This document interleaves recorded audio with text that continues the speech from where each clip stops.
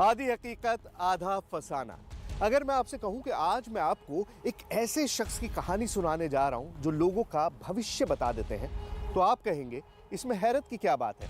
ऐसे बहुत सारे ज्योतिषाचार्य, साधु, संत, सन्यासी होते हैं जो हाथों की लकीरें देखकर, माथा पढ़ के या फिर जन्मपत्री देखकर आपका भूत, भविष्य, वर्तमान सब कुछ बता देते हैं। लेकिन अगर मैं आपसे ये कहूं कि वो शख्स सिर्फ लोगों की परछाई देखकर उनका भविष्य बताते हैं और वो भी एकदम सटीक, तो ये कहानी सुनने में फसाना लगती है। तो चलिए चलकर देखते हैं कि इस कहानी में हकीकत कितनी है और फसाना कितना है। सूरज की रोशनी में उभरती इंसान की परछाई, परछाई पर बनते कुछ निशान और निशानों पर चंद कदमों की चाल। बस इतना ही, कोई सवाल नहीं, कोई पूछताछ नहीं, और कुछ देर बाद फरियादी के मन की हर बात, हर उलझन उसके सामने होती है। गुजरात के इस शख्स का दावा है कि वो लोगों की परछाई देखकर बिना बताए उनके मन का हाल जान जाते हैं, भविष्यवाणी करते हैं। इस पर लोग क्या कहते हैं, आप खुद सुनिए। आप कुछ सोचिए, तो जो सोच होती है वो लिख के दे देते हैं कि आप ये सोच रहे हैं, और वही होती है। मुझे बताइए कि छाया से क्या क्या बताया है आज तक? क्या नहीं बताया, सब बता दे। आपने कल क्या खाया वो भी बता देंगे आपको। वो भी बता देते हैं? हाँ, छाया देख के? हाँ। न हाथ की लकीर, न माथे की रेखाएं, न तोते की चाल, न टैरो कार्ड की बिसात, बस सूरज की चमक, इंसान की छाया और ज्योतिषाचार्य की एक अद्भुत शक्ति। क्या है ये कैसे होता है? कोई ज्ञान है, कोई छुपा हुआ विज्ञान है, कोई अद्भुत विद्या है, या फिर मनोविज्ञान का कोई खेल है? अब जो भी है, परछाई देखकर भविष्य बताने से जुड़े दावे की हर तस्वीर आज आपके सामने होगी।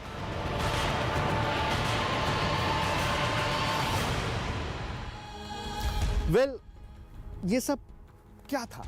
कोई इसे चमत्कार बताता है, तो कुछ लोग इसे दैवीय शक्ति कह रहे थे, वहीं कुछ लोग इसे विलुप्त हो चुकी विद्या भी बता रहे थे।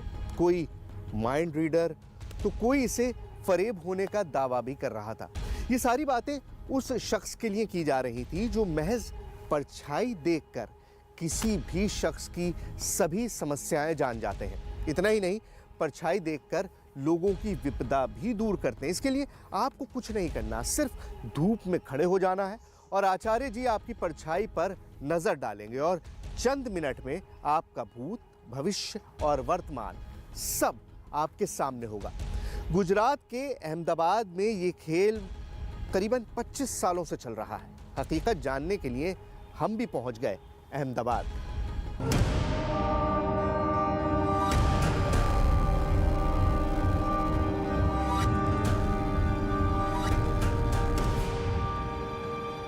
आइए आइए भैया, आगे आइए।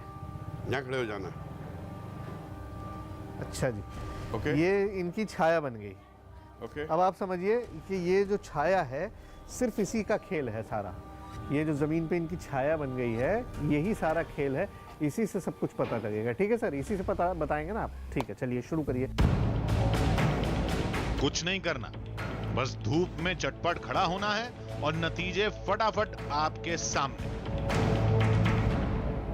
अभी आप यू जस्ट वेट, अभी एकदम जल्दीबाजी ना करें।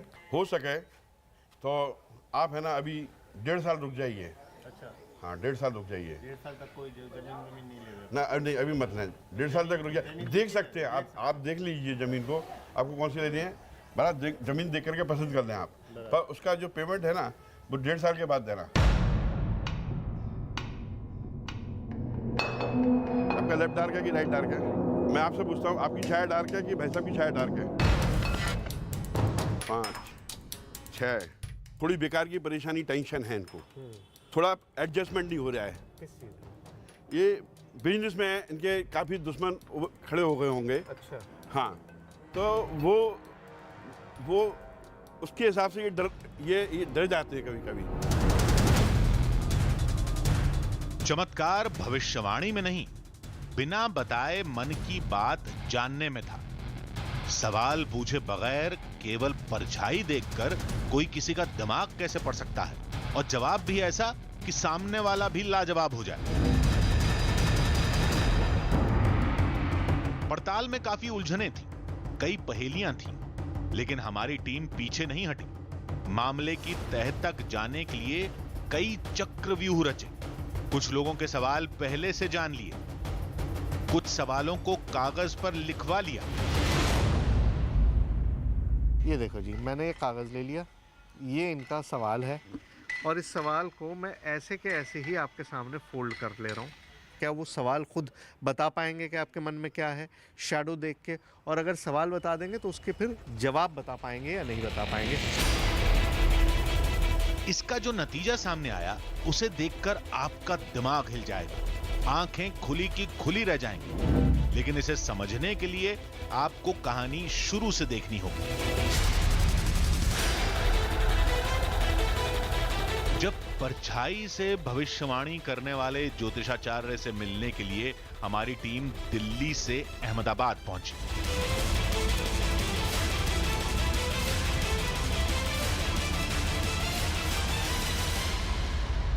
नमस्कार, मेरा नाम सुहेल है और मैं इस वक्त मौजूद हूँ अहमदाबाद की नर्मदा नदी के किनारे।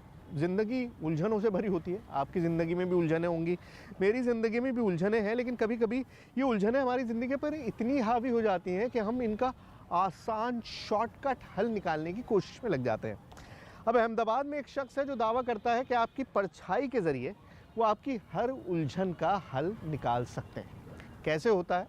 परछाई से भी क्या मुमकिन है कि इस तरह का कोई हल निकाला जा सके? आइए देखते हैं। भविष्य बताने वाले कई बाबाओं से सामना हुआ है, लेकिन वो सब किसी गांव या पिछड़े इलाके में थे। लेकिन ये आचार्य तो अहमदाबाद जैसे शहर की एक पॉश कॉलोनी में रहते हैं, जिनके घर के बाहर कुछ आड़े तिरछे निशान बने हुए थे। हमारी टीम अंदर पहुंची। ओहो, नमस्कार नमस्कार। और हम बिना देर किए सीधे मुद्दे पर आ गए। छाया से कैसे मुमकिन होता है सर? मतलब छाया तो एक ब्लैक आकृति बन गई, ओके, और छाया हर आदमी के साथ भी है, ओके, तो ब्लैक आकृति से क्या पता चल रहा है? ओके। तो ब्लैक आकृति क्या है? छाया की शरीर के अंदर एक सूक्ष्म शरीर है, जिसको अपन ऑरा कहते हैं, बराबर है ना। और सौर मंडल में जो ग्रह घूम रहे हैं, सौर मंडल में जो ग्रह घूम रहे हैं, उसकी जो पृथ्वी पर छाया पड़ रही है वो राहु और केतु हैं। राहु केतु को छाया ग्रह से माना जाता है। आप समझे कि नहीं? वो अमृतपाई है।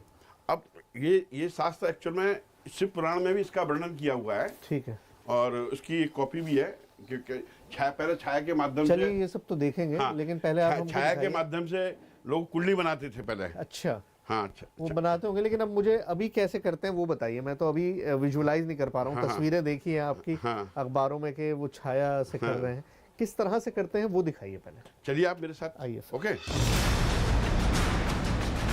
अभी तक जो सुना था, तस्वीरों से जाना था, उसे अब देखने का वक्त था। ज्योतिषाचार्य राजेंद्र नागर ने पति पत्नी को धूप में खड़ा किया, फिर महिला की परछाई पर कुछ निशान बनाए। यही काम दूसरी छाया के साथ भी किया गया। फिर आचार्य ने एक कागज मंगाया। पहले कागज देखा, फिर परछाई देखी। धीरे धीरे हाथ ऊपर लाइए, लाइए लाइए लाइए। Stop stop.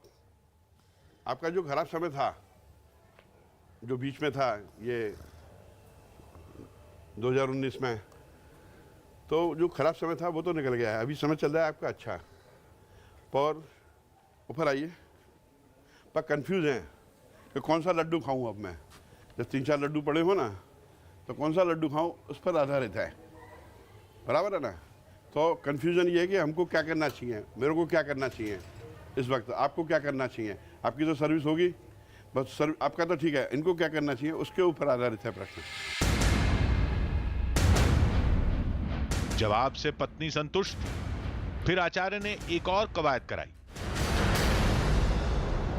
तो कितने कदम होते हैं देखो, पैर से पैर मिला करके 2 3 धीरे धीरे 4 5 6 7 8 और 9। आप बिंदास डरे बगैर काम चालू कर दीजिए। आपको जैसे कि आपको काम तो मैं बता नहीं कहूँ, मैं कहूँगा दूध बेचो तो आप दूध तो बेच नहीं पाओगे हैं। आपके दिमाग में जो काम है वो उस पर आप हाईलाइट्स कीजिए। अभी आप खाली मत बैठिए, आप काम करेंगे तो आपको 100% सफलता मिलेगी। कुछ वही नतीजा पति का भी निकला। बिंदास मेरी तरफ से हो क्या हो। राजेंद्र नागर के जवाब से दोनों लाजवाब थे। जो सवाल उनके मन में था उसका जवाब मिल चुका था, लेकिन यह सब हमारी समझ से परे था। तो ये छाया बन गई सूरज की रोशनी से, और उसके बाद फिर इस तरह से निशान बना दिए गए। कुछ इन निशानों के आसपास लोगों को चलवा दिया गया। अभी तक जो मैंने देखा है वो बहुत चौंकाने वाला है, बहुत ही अजीबोगरीब है, क्योंकि इस तरह से भविष्यवाणी होते हुए मैंने भी पहले कभी नहीं देखी और आपने भी शायद ही कभी देखी हो। तो ये निशान बनाए गए, इनसे जिस तरह से नापतोल की गई, उनसे भविष्यवाणी तो कर दी गई, लेकिन इसके पीछे का लॉजिक क्या है? आखिर क्यों ये कदम इस तरह से नापे जाते हैं, क्यों ये निशान बनाए जाते हैं, और क्या छाया से ही सब कुछ पता लग सकता है? आइए पता करते हैं। हमारी टीम के पास सवालों के अंबार थे, लेकिन परछाई पढ़ने की इस पूरी प्रक्रिया को हम और समझना चाहते थे। लिहाजा अगले केस पर ध्यान देना शुरू किया। एक और जोड़ा अपने सवाल लेकर धूप में खड़ा था। आपकी डार्क है कि इनकी डार्क है? आपको डार्क लग रही है कि इनकी डार्क लग रही है? आपको यानी आप दोनों, आपको अपनी डार्क लग रही है, आपको अपनी लग रही है। इसका मतलब ये हुआ कि आपका प्रश्न एक ही है, दोनों का प्रश्न एक ही है अभी, बराबर है। अब वो कंफ्यूज है कि मैंने बताया कुछ काम सोचे होंगे या विचार होंगे, ये काम होगा कि नहीं होगा, या मकान लूँ कि ना लूँ, संतान के बारे में भी प्रश्न हो सकता है। शादी हो गई है तो संतान कब होगी, संतान हो गई है तो उसका एजुकेशन क्या होगा, इस प्रकार के प्रश्न आ रहे हैं इसमें। क्या प्रश्न है आपके? हैं? संतान के बारे में? ओके। परछाई देखकर आचार्य ने जो कहा, महिला ने उस पर हामी भर दी, यानी फरियादी के मन की बात आचार्य ने बता दी। अब आगे देखिए। अब छाया के माध्यम से ये देखेंगे अपन कि आपका जो आप विचार रही है वो काम संतान के लिए या बिजनेस के लिए भाई साहब, तो उसमें सफलता कितनी मिलेगी आपको? तो आप पैर से पैर मिला करके, एक तो है 1 2 3, ऐसे पैर से पैर मिला करके आपके कितने कदम होते हैं?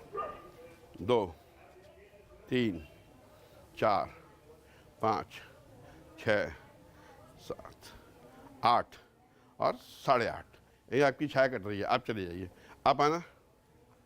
1 2 3 4 5 6 7 और 8 एग्जैक्ट है।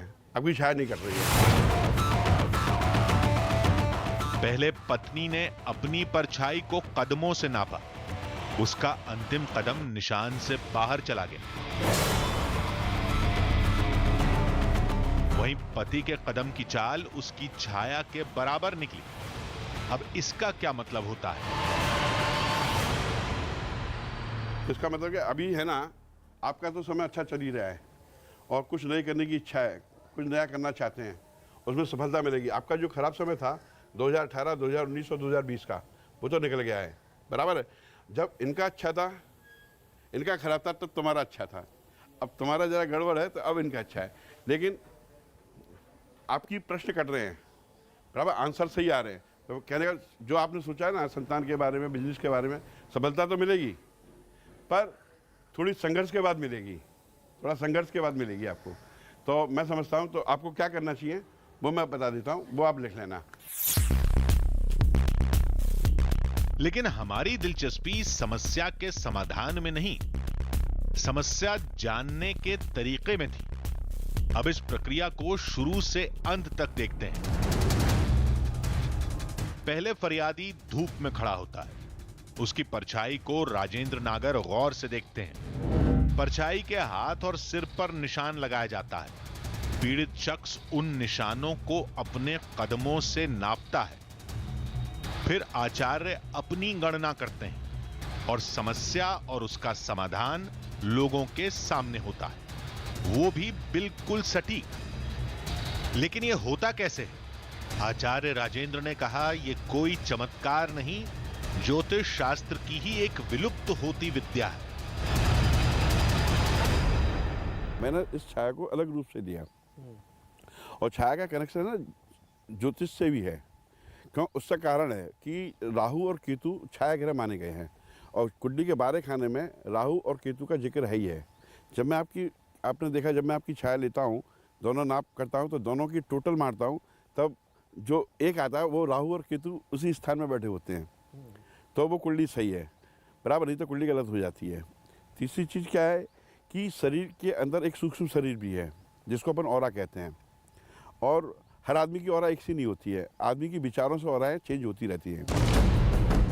हमारी टीम ने उन लोगों से बात की जो आचार्य राजेंद्र के पास अपनी समस्याएं लेकर आते हैं, परछाई दिखाते हैं। इन लोगों के मुताबिक तो छाया शास्त्र की ये विद्या हैरान कर देने वाली है। ये उनका नॉलेज, उन्होंने विद्या प्राप्त की है, लेकिन जो बताते हैं छाया देख के वो सही होता है। हमारे समझो, हमको सोचने बोलते हैं, आप कुछ सोचिए, तो जो सोच होती है वो लिख के दे देते हैं कि आप ये सोच रहे हैं, और वही होती है।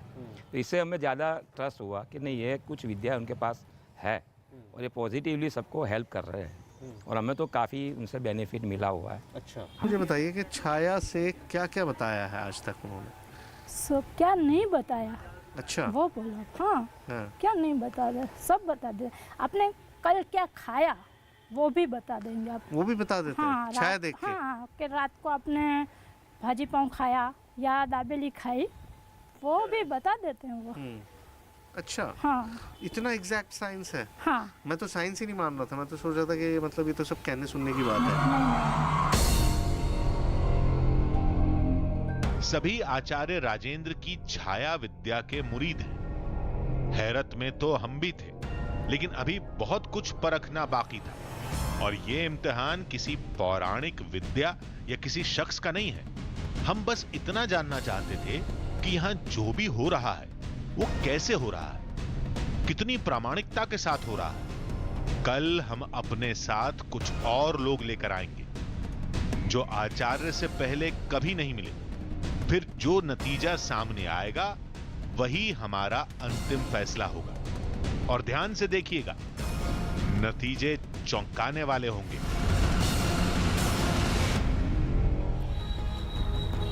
आधी हकीकत आधा फसाना। अभी तक ज्योतिषाचार्य ने जितने लोगों की छाया देखी वो सब उनके जानने वाले थे। पिछले कई सालों से उनका पूरा लेखा जोखा आचार्य के पास था। फिर हमने हकीकत का पता लगाने के लिए एक नया रास्ता चुना। दूसरे दिन हमारी टीम आचार्य के पास कुछ नए लोगों को लेकर जाएगी, कुछ ऐसे लोग जिनसे ज्योतिषाचार्य पहले कभी नहीं मिले। उन लोगों के सवालों की जानकारी सिर्फ हमारे पास होगी, और फिर देखेंगे कि उनकी परछाई देखकर आचार्य क्या बताते हैं। देखते हैं कि हमारे सवालों और उनके जवाबों में कितनी समानता होती है। ये एक अग्नि परीक्षा थी जिसका मकसद किसी को चुनौती देना नहीं था। हम बस इस प्रक्रिया को पूरी तरह समझना चाहते थे ताकि किसी शक की गुंजाइश न रहे। और इस सब के लिए पड़ताल का दूसरा और अंतिम दिन बहुत अहम था।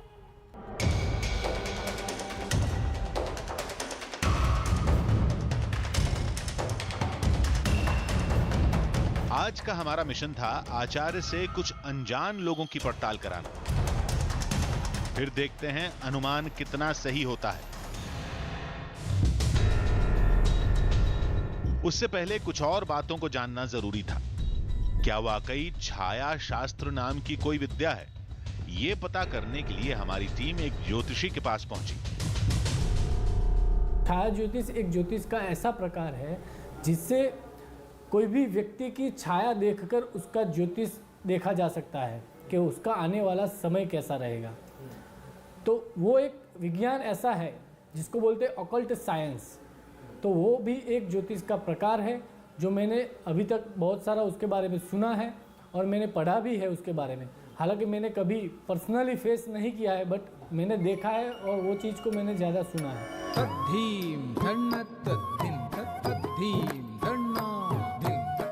अनंत मेनन नृत्य संगीत की दुनिया का मशहूर नाम है। अनंत छाया शास्त्री राजेंद्र नागर को नजदीक से जानते हैं। इनका अनुभव हमारे लिए अहम था। काली छाया से क्या वाकई किसी का भविष्य बताया जा सकता है? भविष्य नहीं, बेसिकली वो ऑरा की बात करते हैं। जब आप मिले तो वो ऑरा की बात करते हैं। ऑरा की बात करते हैं। या so he works on the colours also, like there are certain colours in aspects in human beings जो बैलेंस करता है हमारे ऑरा को। अच्छा। तो ये शैडो के through he tells you about the balance thing, he guides you with that. So that's how they balance the aura thing. अच्छा, तो आपको जब उनके बारे में पता चला और आपने उनसे मुलाकात की जी, तो क्या महसूस हुआ आपको? बहुत ही पॉजिटिव महसूस हुआ, because actually the way like वो एक ही चीज़ को नहीं, I would tell him he is like an वैज्ञानिक है। भविष्यवाणी से जुड़ी हर खोज मनोविज्ञान की तरफ जाती है और मनोविज्ञान के जानकार ने परछाई देखकर भविष्य बताने की कला को सिरे से खारिज कर दिया। इनके मुताबिक सारा खेल दिमाग का है। जो ये करता है उसे भी पता नहीं है कि इसका साइकोलॉजिकल इम्प्लीकेशंस है। वो उसको मानता नहीं, वो जो करता है वो भी मानता नहीं है। हाँ, बिल्कुल। और जो उसका लाभ लेता है या जो भी लेता है वो भी उसको भी पता नहीं है। But the process which is happening is psychological. अच्छा, this is what I am saying कि आपको अगर प्रोसेस जो है वो साइकोलॉजिकल है, पता दोनों को नहीं है, जो कर रहा है ना जो हो रहा है दोनों को नहीं पता, लेकिन प्रोसेस साइकोलॉजिकल है। और वो कैसे इफेक्ट करता है माइंड को? क्योंकि सजेस्टिबिलिटी होती है, सूचन अवस्था होती है। आप you expect something from the person that he will say something bad about me और समथिंग गुड अबाउट मी। आप जाते हैं, वो एक्सपेक्ट करते हैं और फिर उसके हिसाब से आपका माइंड जो है वो रिसीव करने के लिए रेडी होता है। अनकॉन्शियस माइंड और सबकॉन्शियस माइंड, तो जो भी बातें कही जाती है वो अंदर सीधी उतर जाती है।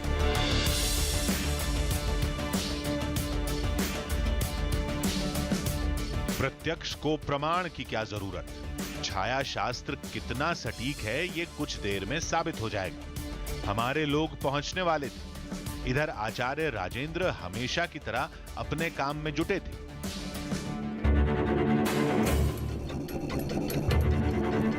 तब हमें पता चला कि इनका बचपन से ही इस काम में रुझान था। उनके दादाजी की भी छाया शास्त्री थे। वो छाया के हिसाब से लोगों का निदान करते थे, रोग पकड़ते थे और निदान करते थे। तो थोड़ा बहुत उन्होंने भी सीखा है, बचपन से ही सीखा है उन्होंने। और उनको डार्क लाइट छाया से उनको पता पड़ जाता है और हमने उसको छाया को हमने ज्योतिष शास्त्र के साथ कनेक्ट किया है। चलिए अब अपना काम शुरू करते हैं। आचार्य से मिलाने के लिए जिन दो लोगों को हमने बुलाया था वो आ चुके थे। पहले शख्स हैं रोहित चड्ढा और दूसरे का नाम है धीरू भाई पटेल। पहले हम इनके सवाल जानेंगे, फिर इनको आचार्य से मिलाएंगे। पहला नंबर रोहित का है। अगर कुछ बहुत पर्सनल नहीं है तो सवाल बता पाएंगे कि क्या सोचा है? हाँ, बेटी की मैरिज वगैरह के बारे में है। क्या कि कब होगी उसी संदर्भ में। बाकी अपना फ्यूचर आगे भी, वैसे तो मैं 30 मई को रिटायर हो चुका हूँ, एक्सटेंशन पे चल रहा हूँ। अब आगे क्या स्कोप है, कैसे तो ठीक है। दो स्पेसिफिक क्वेश्चन हो गए आपके। एक ये कि बेटी की शादी का क्या रहेगा, कब होगी, और दूसरा कि क्योंकि आप खुद रिटायर हो चुके हैं, एक्सटेंशन पर चल रहे हैं, तो आगे फ्यूचर क्या रहेगा। पहली चीज़ तो ये कि सवाल समझ पाएंगे क्या, वो सवाल खुद बता पाएंगे कि आपके मन में क्या है शैडो देख के, और अगर सवाल बता देंगे तो उसके फिर जवाब बता पाएंगे या नहीं बता पाएंगे। आइए देखते हैं, आइए। रोहित के सवाल केवल हमारी टीम जानती थी। देखते हैं आचार्य राजेंद्र क्या बताते हैं। दोनों के बीच ये पहली मुलाकात है। ये आपने जो है इनकी छाया यहाँ तक आ रही है। हाँ, तो ये अभी आपने इनका फेस मार्क कर दिया। अभी क्या है कि ये बढ़ती जाएगी, सूर्य की गति बढ़ती जाएगी ना। ठीक है। अब हाँ हाँ, और ये इनके हाथ आपने करवाए तो ये हाथ मार्क कर दिया आपने। ये हाथ मार्क कर दिया मैंने। ठीक है, ये हाथों का निशान आ गया। अब आगे क्या करेंगे? बस अब है ना, इनकी शैडो रीडिंग करेंगे अपन। शैडो रीडिंग करेंगे। लंबी सांस लें, ऊपर हाथ करके ना, लंबी सांस लें, धीरे धीरे हाथ ऊपर लाइए। थोड़ा थोड़ा हाथ खोलें, हाथ खोलो, थोड़ा हाथ खोलें, थोड़ा हाथ खोलें, बस।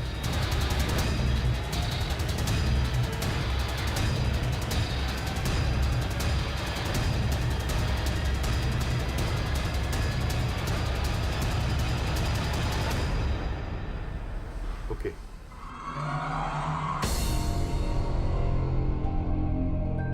परछाई और सांसों की कवायद चलती रही। अब रोहित के दिमाग में कौन सा सवाल घूम रहा है, यह बताने की बारी थी। यहां रोहित के सवाल एक बार और आपको याद दिला देते हैं।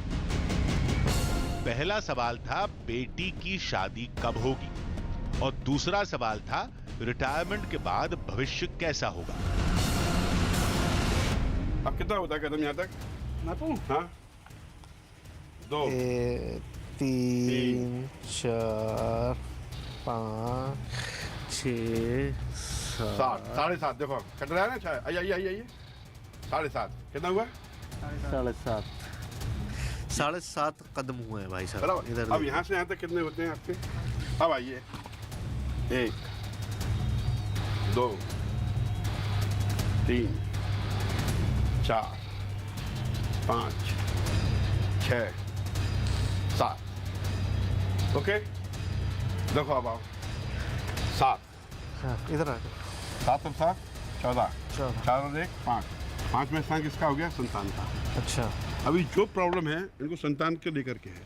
अच्छा, यस, संतान को लेके प्रॉब्लम है। हाँ, संतान को लेकर क्या के प्रॉब्लम है?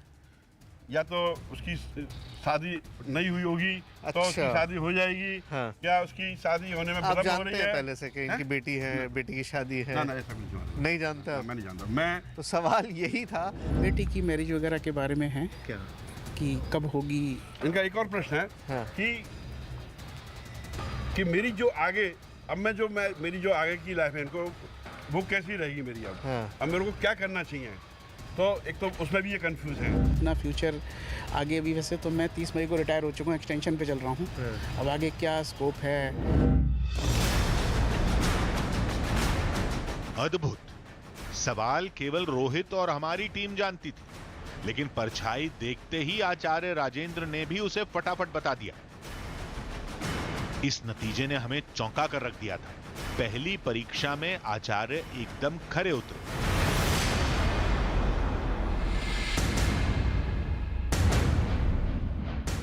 अब दूसरे शख्स धीरू भाई पटेल की बारी थी।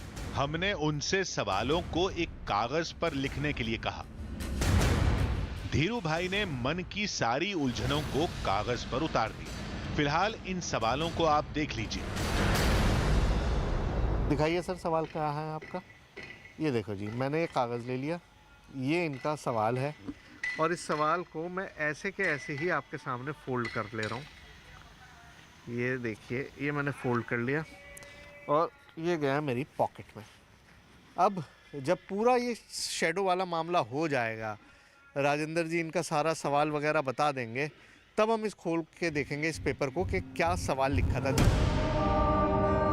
सवालों को हमने नहीं पढ़ा, कागज पर जो भी लिखा था वो हमारी जेब में था। जब आचार्य बताएंगे फिर देखते हैं कितना सही होता है और कितना गलत।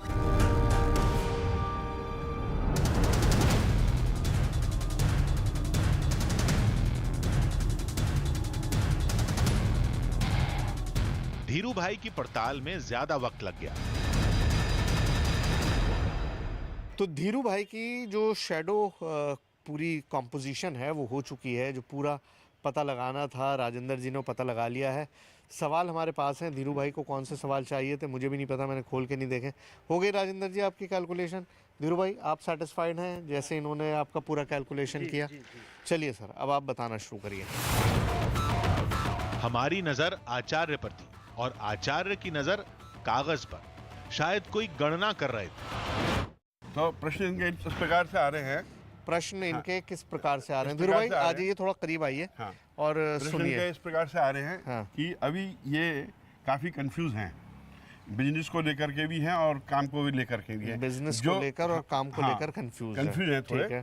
मेन चीज क्या है कि मेरे ऊपर जो जवाबदारियां हैं अभी, जवाबदारी मतलब कर्ज नहीं कह सकते, कर्ज भी कह सकते हैं, सब चीज मेरे ऊपर जो जवाबदारियां हैं हाँ। उसमें से मेरे को मुक्ति कब मिलेगी? जो क्वेश्चन है मेरे अंदर की जो जवाबदारियां हैं, मेरे अंदर जो इस वक्त लाइबिलिटीज है भाई, अब आप याद रखिएगा पहला सवाल ये हो गया कि मेरे ऊपर जो लाइबिलिटीज हैं वो कब खत्म होंगी? कैसे खत्म होगी? कैसे खत्म होंगी, कब खत्म होंगी? जीवन संबंधित कार्य मैं चाहे बच्चों को लेकर के, प्रॉपर्टी को लेकर के जो इन्होंने लिया है, बेचा है, जो भी किया है, तो उसमें मेरे को कितनी सफलता मिलेगी। अच्छा। और ज़मीन के कार्य में मैं नई स्कीम में मैं कैसे आगे आ सकता हूँ। तो धीरू भाई के राजेंद्र साहब के मुताबिक 3 सवाल हैं। पहला ये कि लायबिलिटीज किस तरह से खत्म होंगी, दूसरा परिवार का, बच्चों का किस तरह से रहेगा, और तीसरा ये कि जो नई काम करूँ उसमें सफलता कैसी रहेगी। आचार्य के मुताबिक धीरू भाई पटेल का पहला सवाल है कर्ज कब और कैसे खत्म होगा। दूसरा सवाल संतान की शादी कब होगी, उसका भविष्य कैसा होगा। तीसरा सवाल भी संतान के भविष्य से ही जुड़ा है। धीरू भाई, आप ये सवाल आपके हैं जो मेरे पास थे, ठीक है, मैं आपको दे रहा हूँ। अब आप खुद पढ़ के मुझे बताइए कि आपने क्या क्या लिखा था इसमें कर्जा मेरा कब खत्म होगा उसकी जवाबदारी। देखिए, पहला सवाल क्या था, लायबिलिटीज, जो राजेंद्र जी ने बताया। तो पहला सवाल वही है कि कर्जा कब खत्म होगा। दूसरा मेरे बच्चों की शादी के और उसका सेटलमेंट। दूसरा सवाल बच्चों के बारे में था कि बच्चों का किस तरह से सेटलमेंट होगा, वही और है। तीसरा भी दूसरे बच्चे का ही सेटलमेंट का ही है। अच्छा, बच्चों को पढ़ाई के लिए। तो सवाल तो 3 ही थे, 3 सवाल रखे थे, तीनों सवाल यहाँ पर हैं।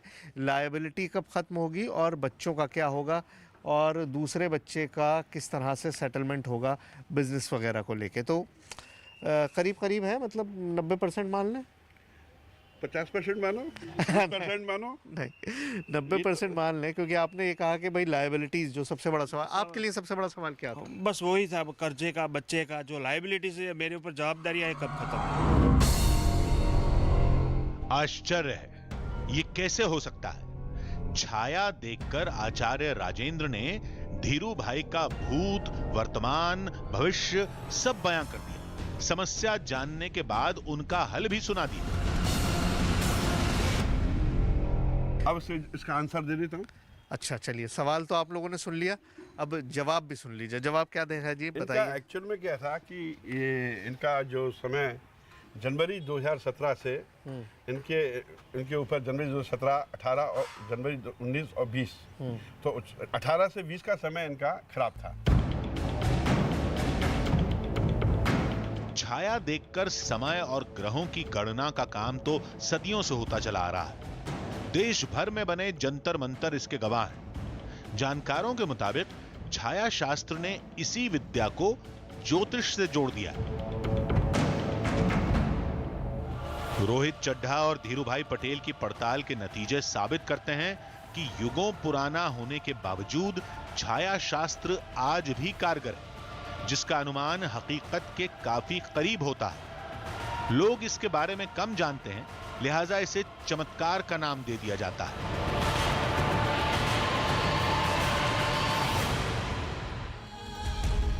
करीब 5000 साल पुराने ज्योतिष विज्ञान की ये वो शाखा है जो अब करीबन खत्म हो चुकी है, और जिस चीज के बारे में हम जानते नहीं है उसको हम चमत्कार, दैव्य सिद्धि या फिर अद्भुत शक्ति का नाम दे देते हैं। तो अगली बार आपको कोई भी ऐसी चीज दिखाई दे तो उसको बिना सोचे समझे कोई नाम मत दीजिएगा, और बाकी हम तो हैं ही।